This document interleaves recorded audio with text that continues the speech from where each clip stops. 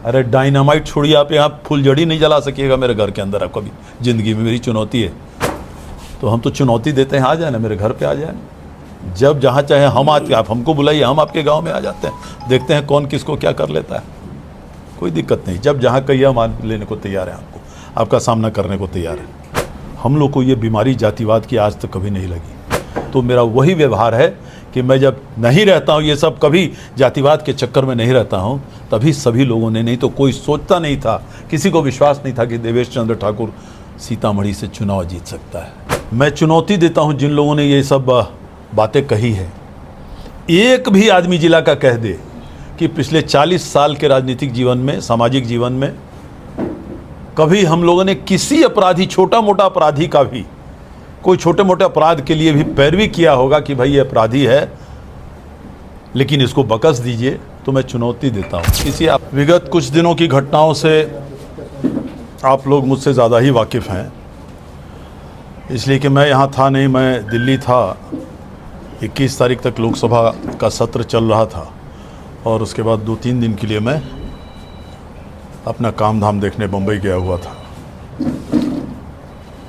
और वहीं था तो पता चला कि यहाँ कुछ घटनाएं घटी हैं और कुछ नेता लोग जो विपक्षी, किसी विपक्षी दल के हैं, उन लोगों ने कुछ बातें कही हैं, मीडिया को कही हैं, पेपर में आया। उसी संबंध में आज अपने पक्ष को रखने के लिए आप लोगों को यहाँ बुलाया गया है। पिछले हफ्ते कोई एक दुर्भाग्यपूर्ण हत्या हुई अपने ज़िला में, उसको लेकर बवाल हुआ जनता का। स्वाभाविक है, किसी की भी हत्या हो तो वो दुर्भाग्यपूर्ण होता ही है, लेकिन उसको राजनीतिक रंग देने की कोशिश की गई। हत्याएं होती हैं, पुलिस का काम है अनुसंधान करना, हत्यारे का पता लगाना, अभियुक्तों को गिरफ्तार करना, और पुलिस अपने काम में लगी ही हुई थी कि कुछ विपक्षी दल के नेता इसमें राजनीति शुरू कर दिए। और ख़ास करके जो बेचारे, मैंने कहा दुर्भाग्यपूर्ण है, जिनकी हत्या हुई थी, उनके समाज के कुछ लोग, उनके समाज के कुछ नेता इस बात को शुरू कर दिए, और इसलिए कि शक की सुई जिसके तरफ जा रही थी, भगवान जाने किसने वो काम किया है, लेकिन शक की सुई जो जा रही थी पुलिस के अनुसंधान की, इसमें भी, और जो शक हो रहा था वो एक ऐसे समाज, उस समाज का आदमी था जो इत्तेफाक से हमारे समाज में आदमी, हमारे ही समाज का आदमी था। और इस बात को लेके, जानते हुए कि ये बात बिल्कुल असत्य है, बिल्कुल मिथ्या है, लेकिन राजनीति करनी है, कोई रचनात्मक राजनीति तो करना नहीं है, विध्वंस करना है, विध्वंसात्मक राजनीति करना है, तो उसमें जोड़ दिया गया कि साहब जो सांसद हैं उन्हीं के समाज के लोग कोई हैं जो हत्यारे हैं, और इसमें गिरफ्तारी में इसलिए देर हो रही है कि सांसद महोदय उनका संरक्षण कर रहे हैं।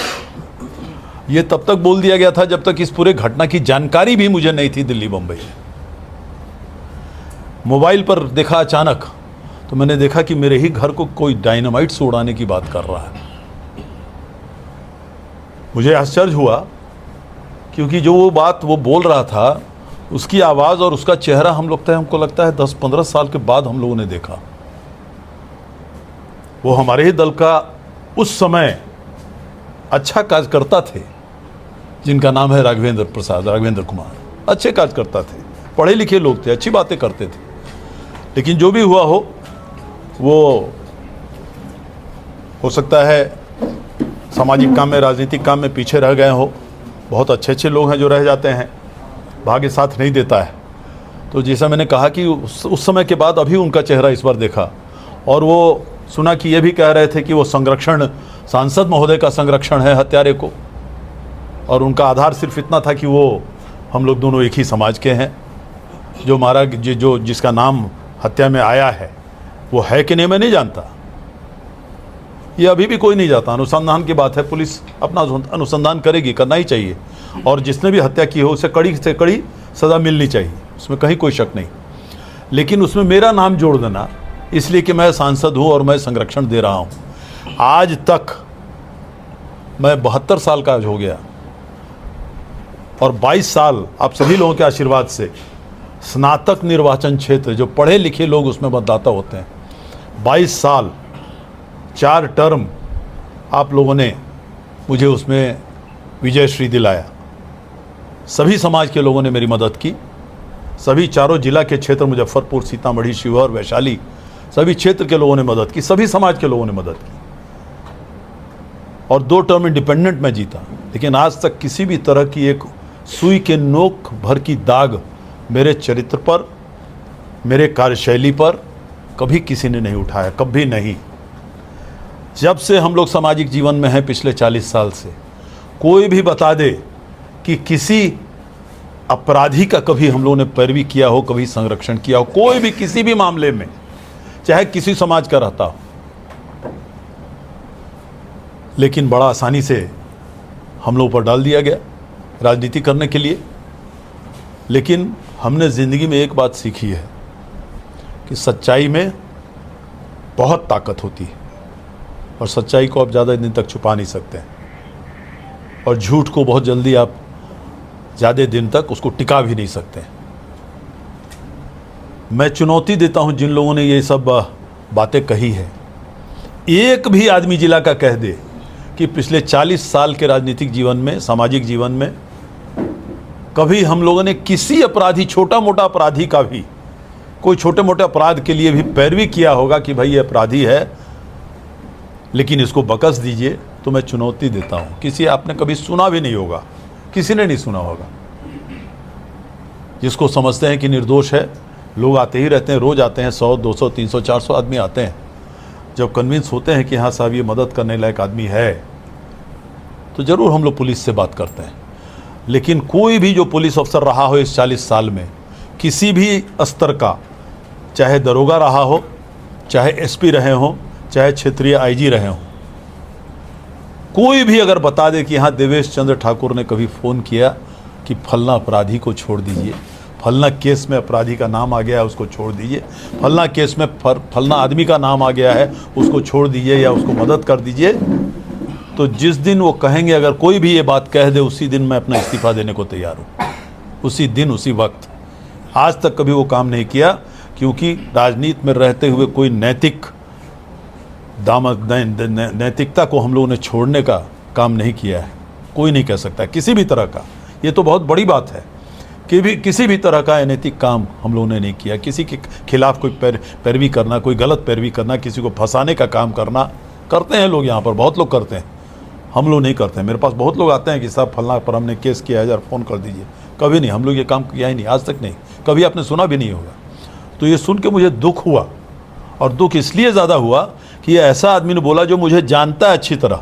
मैंने कहा आपको, ये हम लोग के पार्टी में ही, बल्कि हमसे पुराना सदस्य है इस पार्टी का, वो जिनका नाम राघवेंद्र जी है। बहुत नज़दीकी आदमी था आदरणीय नीतीश कुमार, बहुत मानते थे उनको, और हम लोग भी समझते थे कि बहुत पढ़ा लिखा आदमी है, बहुत सूझबूझ वाला आदमी है। लेकिन अचानक वो बीच में गायब हुआ, और अभी इसी में सीधे डायनामाइट का ही मैंने चर्चा सुना उसके ज़ुबान से। तो दुख भी हुआ, आश्चर्य भी हुआ। तो मैंने सोचा कि अब अगर उन्होंने ये भी कहीं कहा है, मैं वो भी पेपर ढूंढ रहा हूँ कि हाँ मैंने संरक्षण दिया है किसी अपराधी को, वो अखबार मेरे हाथ लग जाए उनका, या वो अगर ऐसा कोई मीडिया मुझे ये लग जाए, तो मैं निश्चित रूप से उस मामले को भी कोर्ट में ले जाऊँगा। मैं मानहानि के मामले में ज़रूर ले जाऊँगा। और ये जो उन्होंने कहा है उसके बारे में तो जो कार्रवाई करनी है हमको ज़रूर करेंगे हम लोग, निश्चित रूप से। जो उन्होंने कहा है उसके बारे में भी केस भी सुना है, किसी ने फाइल किया है उसके बारे में, किसी थाना में उसके बारे में FIR फाइल हुआ है। तो और प्रशासन जानेगी अपना जो काम करना है जो उसके बारे में। तो इसी के मामले में हम लोग यहाँ आज यही बताने को आपको आए हैं कि साहब हम लोग आज तक इस मामले को तो छोड़िए, और हर चीज़ को जात से जोड़ देना। मैं अगर पहली बार जब जीता 2002 में, तो ये लोग जात से ऊपर कुछ लोग हैं जो उठ नहीं सकते, सोच नहीं सकते, काम नहीं कर सकते। हम लोग ज़िंदगी भर बाहर पढ़े, भगवान की दया से माता पिता ने अच्छे स्कूलों में भेजा, अच्छे कॉलेजों में भेजा। हम लोग को ये बीमारी जातिवाद की आज तक कभी नहीं लगी। जीतने के बाद आप लोग के आशीर्वाद से जीते, तो सबसे पहला काम हमने क्या शुरू किया तिरहुत में, जो बिहार में इस तरह का काम कभी नहीं हुआ था। सबसे पहला जो हमारे तिरहुत के जितने ऐसे स्वतंत्रता सेनानी थे जिनको शहादत मिली, जिन्हें अंग्रेज़ों ने अपने गोली से उड़ा दिया, जिन्हें अंग्रेज़ों ने फांसी पर चढ़ा दिया, ऐसे लोग जितने हमारे तिरहुत के थे उनको चिन्हित करके उनकी प्रतिमा हर जिले में, उनके पैतृक गांव में, पैतृक प्रखंड में लगाने का हमने काम किया। इत्तेफाक है हमारे समाज के कोई नहीं है उसमें। मैंने पहला अगर प्रतिमा लगवाया तो अमर शहीद रामफल मंडल जी का बाजपट्टी में लगवाया, वहीं के रहने वाले थे वो, मधुरापुर के। दूसरी प्रतिमा लगवाई जुब्बा सहनी मीनापुर के थे, उनके गांव में, उनके पैतृक गांव में हमने उनकी प्रतिमा लगवाई। तीसरी प्रतिमा हमने लगवाई बैकुंठ शुक्ला जी की लालगंज में हमने प्रतिमा लगवाई। ये सब इनकी कहानियाँ पढ़िए, रोंगटे खड़े हो जाएंगे। इस तरह से लोग आइए अध्यक्ष जी हमारे पार्टी के अध्यक्ष हैं, आप घसक जाइए। उनकी लगवाई। बाबू अमीरी सिंह सकरा के रजिस्ट्री ऑफिस में उन्हें अंग्रेजों ने गोली मार दी थी, उनकी प्रतिमा वहाँ लगवाई। और ये सारी प्रतिमा हमने अपने तरफ से लगवाया, कोई सरकारी खर्चे पर नहीं, इसलिए कि हम लोग इनका इतना ज़्यादा सम्मान करते हैं। और मैं समझता हूँ कि अपने तरफ से एक ये हम लोग का फ़र्ज है कि इन लोग की यादगार हम लोग अमर करके रखें। कोई मेरे समाज का नहीं था उसमें से, इसलिए समाज से ऊपर उठ के अपने आप को पहले मानव जाति का समझिए, तब बिहारी समझिए और तब भारतीय समझिए। इस थियरी को लेकर ही हम लोग राजनीति में काम किए हैं आज तक, और कोई नहीं बोल सकता है कि इस थियरी से कभी हम लोग डिगे होंगे इधर से उधर। कभी हम लोगों ने जातिवाद का काम नहीं किया किसी भी तरह का, कम से कम मुझ पर वो दाग कोई नहीं लगा सकता है। और ये सबसे बड़ा प्रमाण है कि अगर मैं चुनाव जीता हूँ तो मेरा वही व्यवहार है कि मैं जब नहीं रहता हूँ, ये सब कभी जातिवाद के चक्कर में नहीं रहता हूँ, तभी सभी लोगों ने, नहीं तो कोई सोचता नहीं था, किसी को विश्वास नहीं था कि देवेश चंद्र ठाकुर सीतामढ़ी से चुनाव जीत सकता है, कभी नहीं। मेरा वही कैरेक्टर है, वही मेरी आदत है, मेरी कार्यशैली है, उसी कार्यशैली ने मुझे जिताने का काम किया है, सबसे बड़ी बात है उसमें। तो इस तरह से घिनौना काम करना कि किसी को आप दोष लगा दीजिए, दोष किसी को कह दीजिए संरक्षक है, किसी को कह दीजिए अरे डायनामाइट छोड़िए, आप यहाँ फुलझड़ी नहीं जला सकिएगा मेरे घर के अंदर, आप कभी ज़िंदगी में, मेरी चुनौती है, फुलझड़ी जला के दिखा दीजिए घर के अंदर। इतनी बड़ी बात आप बोल दिए। ज़ुबानी डायनामाइट छोड़ना है तो छोड़ते रहिए, सब जगह छोड़िए, कोई दिक्कत नहीं है।